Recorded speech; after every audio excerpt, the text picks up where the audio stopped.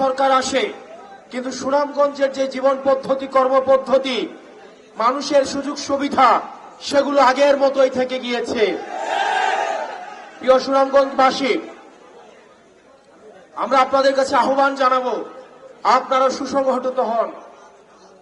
এই জুম্মার দিনে আমার আগে যারা বক্তব্য দিয়েছেন এবং আমার সংগ্রামী আহ্বায়ক এবং সাধারণ সম্পাদক কিছুক্ষণ পরে বক্তব্য দিবেন, সার্বিক বিষয়ে তারা কথা বলবেন।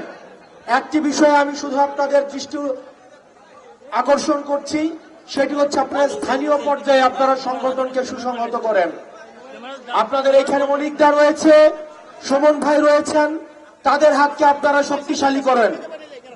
আমরা শুনতে পাচ্ছি যারা এনসিপিতে যোগ দিতে চায় বা যারা এনসিপি করতে চায়, তাদেরকে স্থানীয়ভাবে ভয়ভীতি দেখানো হয়, তাদেরকে প্রশাসন অসহযোগিতা করে।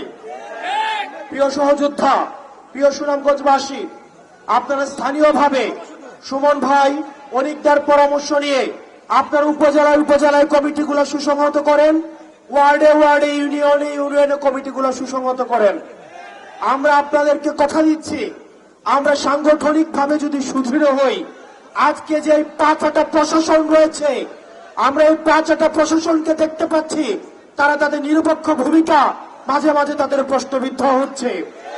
তারা আবার আগের মতো করে, আমরা জানি প্রশাসনের মধ্যে একটা অংশ রয়েছে যারা চায় নিরপেক্ষ প্রশাসন গড়ে উঠুক, কিন্তু একটা প্রশাসন রয়েছে, একটা পক্ষ রয়েছে যারা হচ্ছে সুবিধাভোগী, যারা হচ্ছে তেলবাজ, যারা হচ্ছে চাটার তল, তারা সবসময় প্রশাসনকে তারা হচ্ছে বিতর্কিত ভূমিকায় অবতীর্ণ করে।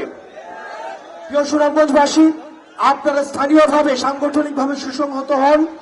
আমরা বিশ্বাস করি এনসিপির মধ্য দিয়ে আপনাদের দীর্ঘদিনের যে লড়াই, আপনাদের দীর্ঘদিনের যে সংগ্রাম, সে লড়াই এবং সংগ্রামের চূড়ান্ত ফলাফল আমরা দেখতে পাব। আপনারা সবাই ভালো থাকবেন, সুস্থ থাকবেন। আপনাদের সাথে আবার দেখা হবে, আবার লড়াইয়ে এবং বিজয়ে।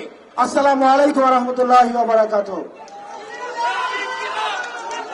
সবাই একসাথে, সবাই একসাথে, ইনকিলাব ইনকিলাব, আপোষ না সংগ্রাম, দালালি না রাজপথ, কথায় কথায় বাংলা ছাড়।